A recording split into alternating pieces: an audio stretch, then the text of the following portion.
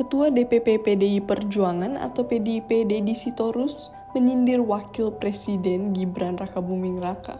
Sindiran ini merespons video monolog bertema bonus demografi yang diunggah Gibran di akun YouTube pribadinya.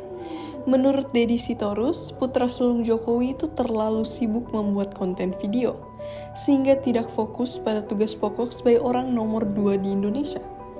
Dilansir dari Kompas TV, Deddy meminta agar ex-wakil kota Solo itu lebih baik bekerja. Menurutnya, Gibran bisa melupakan tanggung jawabnya sebagai wakil presiden jika terlalu larut dalam produksi konten.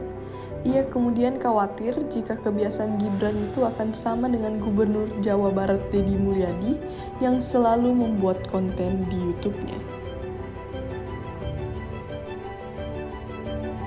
Download Tribun X sekarang, menghadirkan lokal menjadi Indonesia.